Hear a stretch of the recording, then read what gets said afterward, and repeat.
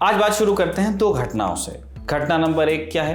Budget के बाद से मोदी सरकार पर विपक्ष एक मुद्दे को लेकर काफी आक्रामक है।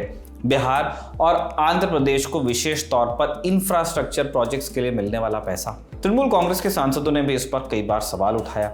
30 जुलाई को संसद में जवाब देते हुए निर्मला सीतारमण ने कहा, Yesterday, the TMC questioned the budget that nothing has been given to West Bengal. Several schemes given by PM Modi have not even been implemented in Bengal, and you have the audacity to ask me now. यानी कल तृणमूल कांग्रेस के सांसदों ने budget पर सवाल उठाया। उनका कहना है कि इस बजट में बंगाल को कुछ नहीं मिला। प्रधानमंत्री मोदी की कई स्कीम्स बंगाल में इंप्लीमेंट ही नहीं की गई। इसके बावजूद तृणमूल कांग्रेस के सांसदों में मुझसे सवाल करने का साहस कैसे आ गया? दूसरी घटना पे आइए।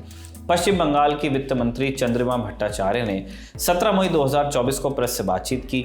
उन्होंने कहा कि केंद्र सरकार ने 2 सालों से मनरेगा और प्रधानमंत्री आवास योजना जैसी कई स्कीम्स का पैसा नहीं दिया। राज्य सरकार का दावा है कि केंद्र पर उनका कुल बकाया 1 लाख करोड़ से ज्यादा है। इन दोनों घटनाओं से उठते हैं 2 सवाल। पहला, क्या राज्यों के पास केंद्र सरकार की स्कीम को इंप्लीमेंट करने या न करने की ताकत होती है?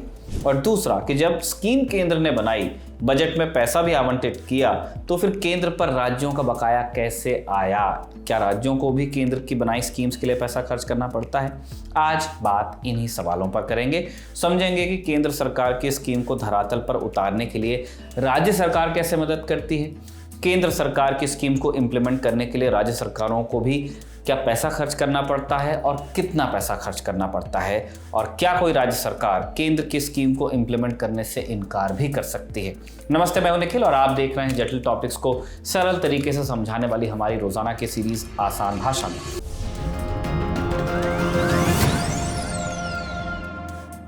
आज के एपिसोड में जानेंगे इन सभी सवालों के जवाब जो हमने पहले बताए। इन सभी जवाबों को जानने से पहले आपको बेसिक्स क्लियर करने पड़ेंगे। संविधान में राज्य और केंद्र की शक्तियां लिखी हुई हैं। ऐसे में कंफ्यूजन का स्कोप तो होना नहीं चाहिए, लेकिन अलग अलग पार्टियों की जब सरकार हो तो कई बार मतभेद उभर आते हैं। खैर, हम मतभेदों पर बाद में आएंगे। सबसे पहले आती हैं सेंट्रल सेक्टर स्कीम। नाम से जाहिर है, ऐसी योजनाओं को केंद्र बनाता है और उन्हें लागू करने का काम भी केंद्रीय एजेंसियों को ही दिया जाता है। मिसाल के लिए मुद्रा योजना एक सेंट्रल सेक्टर स्कीम है। इसके तहत छोटे कारोबारियों को 10 लाख तक का कर्ज मिलता है। चूंकि केंद्र ये काम खुद करता है, इसलिए उसने 2015-16 के बजट में ही micro units development and refinance agency खोल दी थी। ये एक NBFC है, नॉन बैंकिंग फाइनेंशियल इंस्टीट्यूट, मतलब एक तरह का बैंक है, लेकिन ये सिर्फ लोन दे सकता है और उसको रिकवर कर सकता है। एक प्रॉपर बैंक के बाकी काम नहीं कर सकता। इसी के नाम पर योजना को मुद्रा योजना कहा जाता है, MUDRA। केंद्रीय वित्त मंत्रालय के तहत आने वाला small industries development bank of India, SIDBI जिसको हम बोलते हैं, मुद्रा योजना के लिए फाइनेंसिंग करता है, उसके लिए पैसा जुटाता है। तो आपने देखा, नीति बनाने से लेकर अमल में लाने तक हर जगह केंद्र है। तो ये हुई सेंट्रल सेक्टर स्कीम। चूंकि भारत में सामान्य प्रशासन राज्यों का काम है, इसलिए सेंट्रल सेक्टर स्कीम्स प्रायः ऐसी होती हैं जिनमें वित्तीय मदद दी जानी होती है या फिर राष्ट्रीय महत्व से जुड़ा कोई विषय होता है, जैसे कि परमाणु ऊर्जा। अब हम चलते हैं दूसरी तरह की केंद्रीय स्कीम्स पर, सेंट्रली स्पॉन्सर्ड स्कीम्स। इनके मामले में पॉलिसी का खाका तो केंद्र ही तैयार करता है कि क्या होना है, लेकिन उसे लागू करने की जिम्मेदारी और उसके लिए बजट उपलब्ध कराना केंद्र और राज्यों की मिलीजुली जिम्मेदारी होती है। जैसे मनरेगा यानी Mahatma Gandhi national rural employment guarantee programme, केंद्र सरकार के ग्रामीण विकास मंत्रालय की ये पॉलिसी है। 2005 में संसद से पास हुई, एक्ट बन गया। ग्रामीण विकास मंत्रालय का मुख्यालय ऑब्वियसली दिल्ली में है, लेकिन इस योजना को लागू होना है देश के गांवों में। इसलिए इस काम में राज्य सरकारों और पंचायतों को साथ लिया गया और इसलिए योजना की फंडिंग भी दोनों सरकारें मिलकर करती हैं। सेंट्रली स्पॉन्सर्ड स्कीम को 3 कैटेगरीज में आप और बांट सकते हो। सबसे पहली है कोर स्कीम यानी मुख्य स्कीम्स। इस लिस्ट में वो स्कीम्स शामिल हैं जो नेशन के डेवलपमेंट से जुड़ी होती है, जैसे प्रधानमंत्री आवास योजना, स्वच्छ भारत योजना, प्रधानमंत्री ग्राम सड़क योजना। और दूसरी होती है core of the core schemes, यानी मुख्य में भी जो सबसे मुख्य हैं, इंपॉर्टेंट में भी इंपॉर्टेंट। इनकी लिस्ट में वो स्कीम्स शामिल होती हैं जो देश के गरीब और कमजोर वर्ग के लिए एक सेफ्टी नेट का काम करती हैं, जैसे मनरेगा, ये कोर ऑफ कोर है। और तीसरी तरह की स्कीम होती है सेंट्रली स्पॉन्सर्ड में ऑप्शनल, यानी वो स्कीम्स जिन्हें इंप्लीमेंट करने के लिए राज्य स्वतंत्र हैं। आप चाहते हैं तो इंप्लीमेंट कर दीजिए, नहीं करना चाहते हैं तो मत कीजिए, जैसे श्यामा प्रसाद मुखर्जी री-अर्बन मिशन। कुल मिलाकर बात यह कि कोर ऑफ कोर और कोर स्कीम्स को इंप्लीमेंट करने के लिए राज्य बाध्य होते हैं, उनको करना पड़ेगा, जबकि ऑप्शनल स्कीम के लिए राज्य स्वतंत्र है, मूड होगा करेंगे। अब तीनों कैटेगरी की स्कीम्स के लिए खर्च के बंटवारे का फॉर्मूला भी अलग अलग है।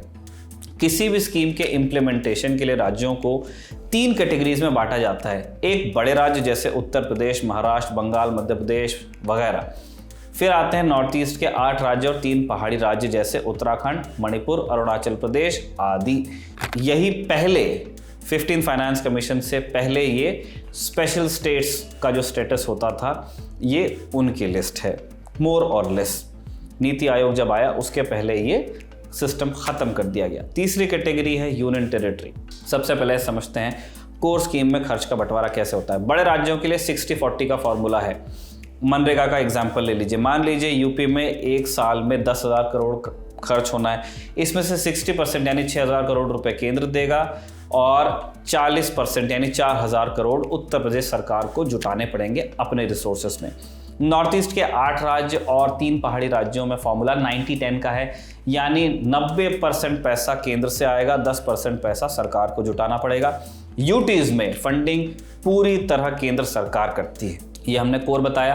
कोर ऑफ कोर स्कीम्स पर आ जाते हैं और यहाँ पे भी कोर स्कीम्स की तरह ही पैसा बढ़ता है। बड़े राज्यों के लिए 60-40 का फॉर्मूला है। नॉर्थ ईस्ट के 8 राज्य और 3 पहाड़ी राज्यों में फॉर्मूला 90:10 का है। 90% पैसा केंद्र से आता है, 10% राज्य जुटाते हैं। यूनियन टेरिटरीज में 100% फंडिंग केंद्र सरकार करती है, जैसे लद्दाख में चल रहा है। ऑप्शनल स्कीम्स का बंटवारा अलग है, यानी बड़े राज्यों के लिए 50-50 का फॉर्मूला है और नॉर्थ ईस्ट के 8 राज्यों और 3 पहाड़ी राज्यों में फॉर्मूला 80-20 का है। दिल्ली और पुदुचेरी में भी 80-20 का ही फॉर्मूला है। सेंट्रल सेक्टर स्कीम का सारा दारोमदार तो सिर्फ केंद्र सरकार पर है, तो ईजी हो जाता है उसको लागू करना। समस्या या कंफ्यूजन पैदा होता है जब सेंट्रली स्पॉन्सर्ड स्कीम्स आती हैं। कैसे, आप समझिए। इसके पीछे है राज्यों पर पड़ने वाले खर्च का बोझ, क्योंकि कुछ पैसा उन्हें भी देना है। देश की सभी राज्य सरकारें कर्ज में हैं। ऐसी फाइनेंशियल सिचुएशन में उन्हें चुनाव के वक्त किए वादे पूरे भी करने पड़ते हैं। इसे पश्चिम बंगाल के एग्जाम्पल से आप समझ पाएंगे। साल 2024-25 के लिए कुल 3,66,000 करोड़ का बजट प्रपोजल दिया। इस साल बंगाल सरकार ने 1,21,000 करोड़ का कर्ज ले लिया है। पिछले कर्ज का 61,000 करोड़ का ब्याज चुकाने के बाद बंगाल सरकार के पास 3,05,000 करोड़ ही बचेंगे, जिससे उसे सैलरी देनी है, पेंशन देना है, अपने स्कीम्स पर खर्च भी करना है, क्योंकि कुछ स्टेट की स्कीम्स भी होती हैं। लेकिन बंगाल सरकार को इसी बजट में मनरेगा में 4,700 करोड़ और प्रधानमंत्री आवास योजना ग्रामीण के लिए 6,800 करोड़ का प्रस्ताव रखना पड़ा, जबकि ये पॉलिसी तो केंद्र की है।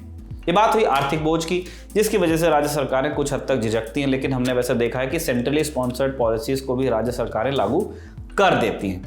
अब आते हैं इस सवाल पर कि क्या राज्य सरकारें केंद्र की किसी कोर या कोर ऑफ कोर पॉलिसी को इंप्लीमेंट करने से इनकार कर सकती है, और क्या ऐसा कभी हुआ भी है।